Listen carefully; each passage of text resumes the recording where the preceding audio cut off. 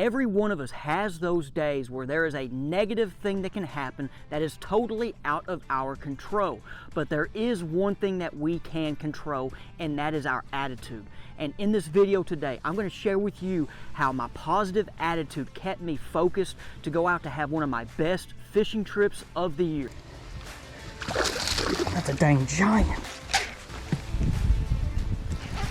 Stay down. What a fish. But we fought through it. We're now catching them. I got to get back out there. Boom, boom. What a fish. Really quick, guys, I'm going to make the announcement from my last solo video, the winner that's going to get the $50 bag worth of baits. First of all, I want to say thank you, everybody, for the positive comments and the feedback we have gotten on the channel. It was really greatly appreciative. I actually got more comments on that video than I thought I did, man, and I tried to go through every single one of them and give you guys a response. Once again, thank you. Also, guys, if you can, down there in the description, I have a link to my Jimi.e.fishing Facebook page. Go ahead and check it out if you're interested. I'm going to be posting some information on potential guided trips and also on the water lessons. I'm going to be getting into the guiding and the on the water lessons as another opportunity for me to go out there and help people to go out and catch more fish, something I enjoy doing. And with that, I'm going to have some special packages for high school kids as well. I'm located down here in central to southwest Arkansas. Go ahead and send me a direct message on my page if you are interested in that, because I've not gotten all the information out ready yet. Now, for the winner on the comment, I'm going to put your username right here on the screen and in the description below. You can email me, and my email will be right there on the screen and down in the description as well. I will not respond to any of your comments saying that you have won. It's going to be right here. Here is the winner. Go ahead, send me an email with your information, and I will get them baits to you. Appreciate you guys. Now, let's get to the video. My day did not start or plan like I wanted or like I imagined. And that happens to a lot of us when we get to the lake. We're fired up, we're ready to go catch some fish, but there always can be a couple things that get in the way. I'm going to share with you guys what happened first before I went out and caught this big bag of fish. And then I'm going to break down what happened on this spot. So on my way to the lake, I was not expecting any weather until later in the day. But of course, we're in Arkansas. It's hard to predict the weather this time of year. And we had a big storm show up. Storm with lightning, a lot of rain, and I already was driving through it, and I was over here knowing that, hey, this was supposed to show up about noon to 1 o'clock.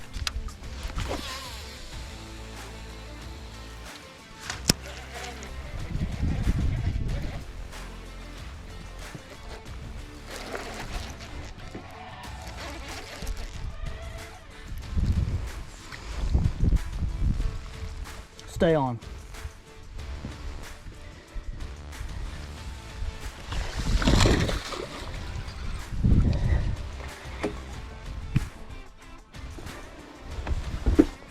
Here we go, guys. Big old deep plug fish right there.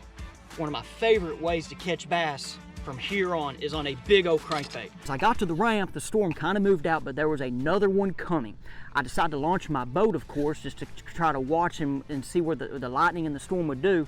And as I launched my boat, I had a bunk trailer that decided to float up off my trailer. As you guys know, I do have an older boat, older trailer. This happens, okay? And then I was like, hey, well, now I gotta fix that. And you guys know it's not just putting it back on the trailer. I do got my tools, but as I realized I didn't have any more screws in my truck, extra screws for the trailer, because this happened about 3 months ago, and I used them screws on another board for the trailer.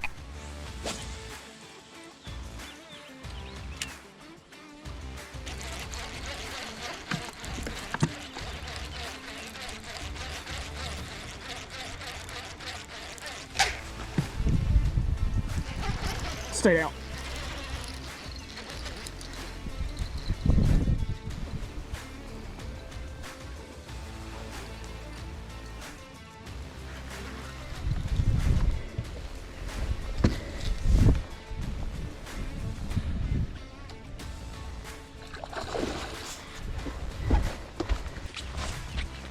Another old deep old plug fish. Gosh, I love catching fish this way. Those hooks right there, thankfully that hook, it got in the top of the head, as you see. Yes, sir. So then, guys, as I took off, I was watching the storm, and it looked like it was a little bit south from us. So I knew I would maybe be a little safe. I could still see some lightning in the area, like I said, south of me, and I really don't like fishing around lightning, but I knew deep down I had to get you guys some fish catches and get a video for you. And my first 2 spots, it wasn't productive. Everything seemed like they should have been eating, but I'm guessing with that lightning that just came in, it kind of turned the fish off and maybe just affected the mood. That was what I thought, but then I realized from talking to another guy at the ramp, he caught them pretty good right away, so I just didn't catch them. Then here's the big one, guys. This is what really, like, those are just a little bit of hiccups. This is what really affected my mood for the day. As I started grafting around a couple spots, I then heard my GoPro battery die behind me. So when I got to the next spot, which I saw 4 blue herons pull up out of there, I knew that, hey, I'm about to wear out some fish. I mean, 4 blue heron, there must be some shad up there shallow. There's gonna be some fish shallow.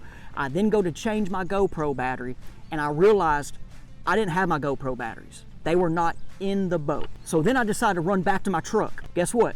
The GoPro batteries weren't in my truck. So guys, now I'm scrambling. I'm looking in the boat, I'm looking in the truck, I'm over here thinking, where are my GoPro batteries? I'm like, there's no way I left these at the house. Then guys, I realized after getting a hold of my wife, they were at the house, right by my computer where I keep them. And I'm now over here mad at myself. Like really, like guys, I am here. I make these videos for you guys. I'm not out here just fishing for fun. And GoPro batteries is something big that I need to get footage for you guys. I did have a battery pack so I could have my one camera on, but then I looked down at my bod camera and it only had 30% left. So I was like, hey, I'm gonna go over here and catch these fish shallow real fast before this thing died. Then of course, I go up fish shallow and there wasn't any fish up there.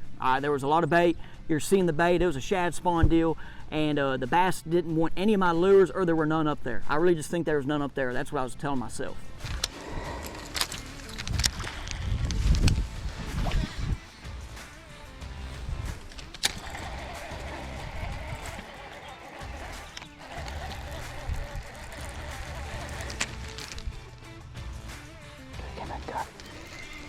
That's a big one. Oh my gosh. He just jumped on the other side of the boat.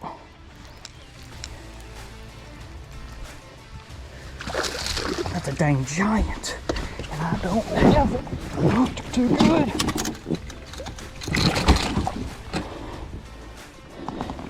There we go. How about that dang bite? Don't hook myself. That one's thick there now.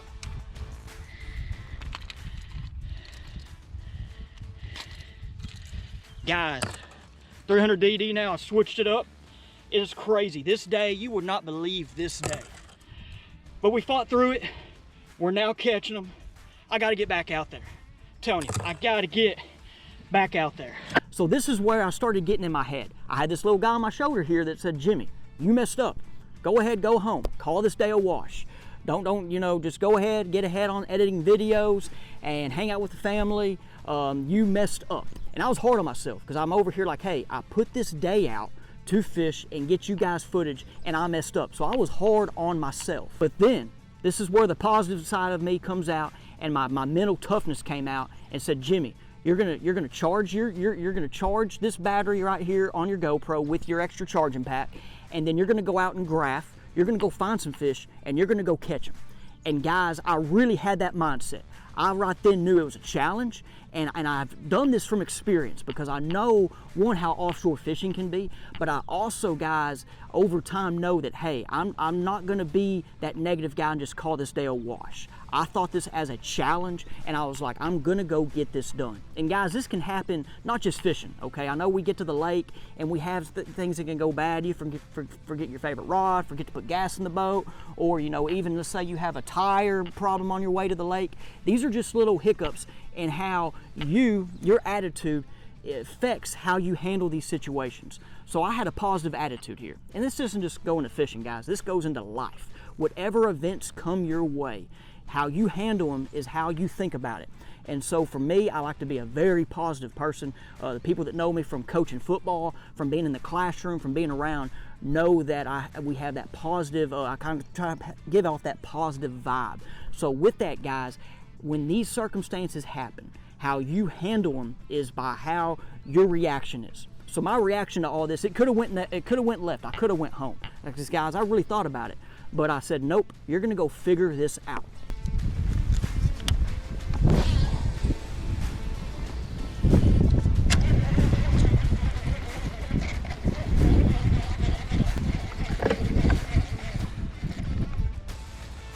Got one.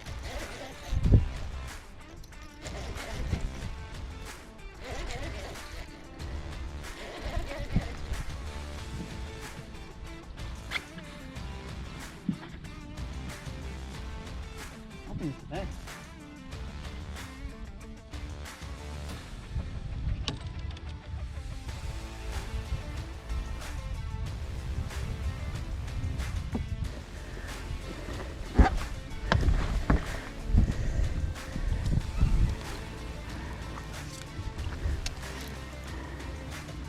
Stay on.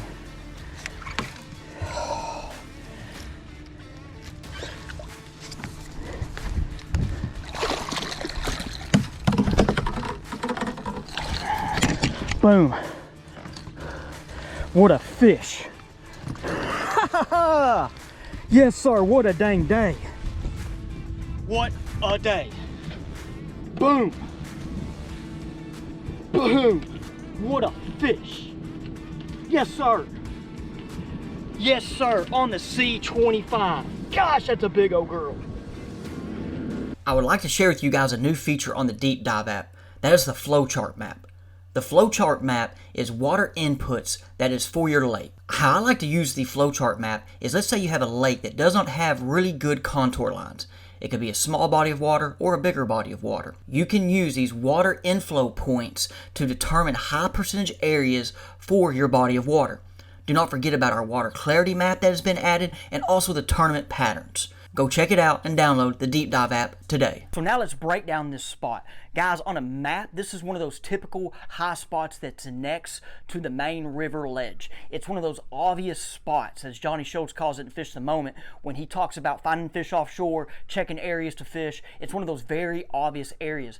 Now with that though, guys, there's things I'm going to share with you why I caught fish at this obvious areas and other people may not. With it being obvious, it gets more fishing pressure. But one thing that happened was a bait fish that was more off of it earlier, when I came back and graphed it after I was charging my batteries, when I came back and graphed it, I didn't see the bait fish. So I knew that, hey, the bait might be up there on that ledge, because it's hard to see that ledge on the side scan with it dropping like it did, okay? So I dropped the live scope down and I saw the bait fish, and then I might have saw the schools of bass up there kind of moving in and out as well.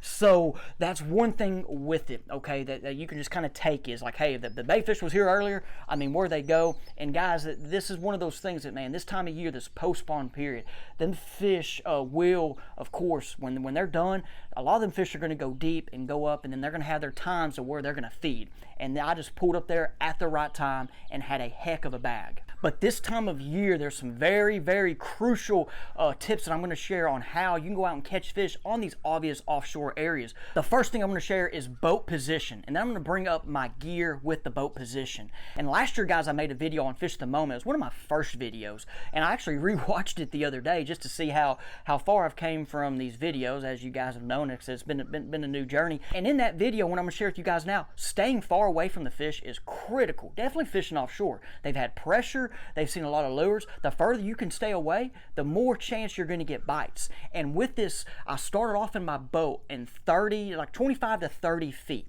After I caught 2 fish, I then moved out. And then I'm going to show you my chest cam of my biggest fish I caught and my last fish I caught there. My boat was in 54 feet. Now, guys, you're over here thinking 54 feet. Man, you're catching fish in 50 feet. I'm not catching the fish in 50 feet. I was catching them in that 15 to 20. I think I caught my first couple actually more in that 8 to 12 foot range. And then that's what I'm going to get with too, is I'm making these very, very far casts, but the gear is critical, guys, very critical. So I caught fish on 2 different type of crankbaits. I had a 1-2 punch. This is the 6 cent C20.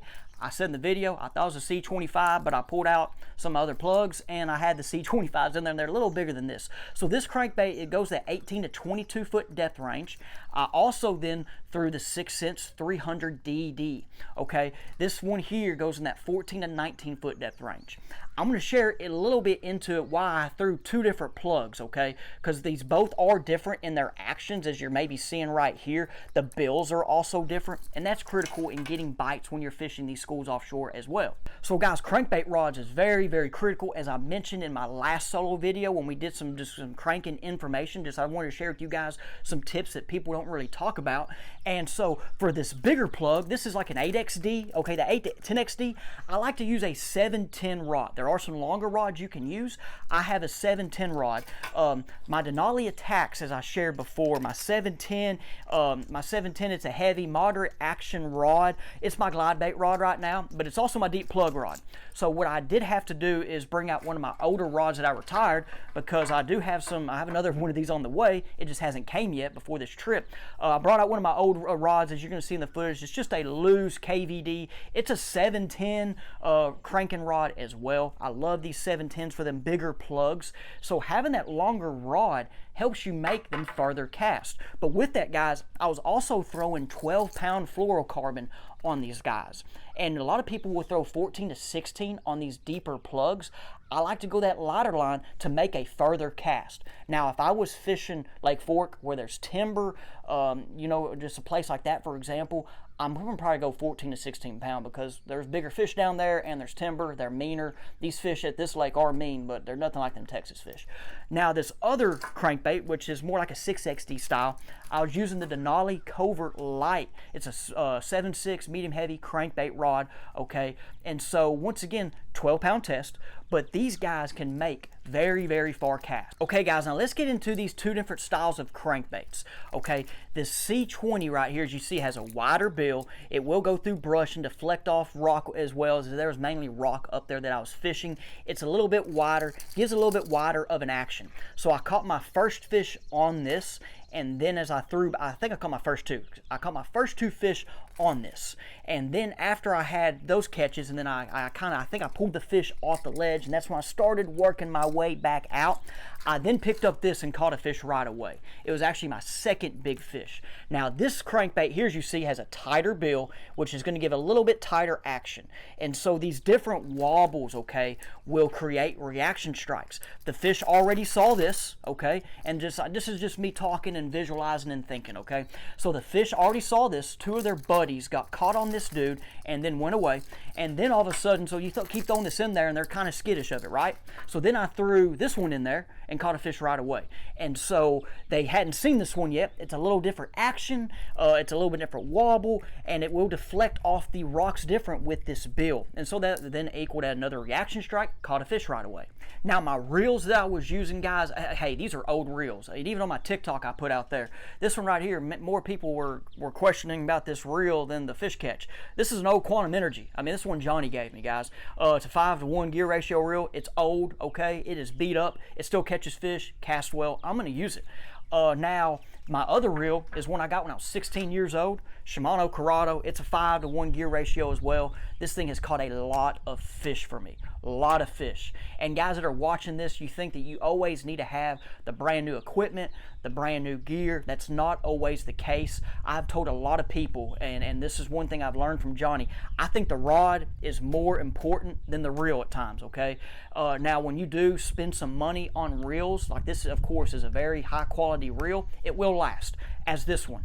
I got it when I was 16, and I'm still fishing with it 15 years later. And after I caught my fifth fish, I then was like, hey, I got enough fish catches. My chest cam's about to die again. I went back to the ramp, worked on my trailer, and then stopped by one of my favorite stores down here, the Center Point store, got me a burger, went home. So guys, I did all that really, really quick. I could have probably had more fish catches and had a heck of a day, but I knew I had what I needed for you guys to get a video, and we put this together. But it all comes down to, hey, I had that positive attitude. I could have went home. I could have went ahead and just, decided to work at the computer, but then I stayed positive and stayed focused and went out and caught you guys fish. So next time that you have some bad, negative events on the water that you cannot control, stay positive, and it will help you in the long run. Appreciate you guys watching. We'll see you next time.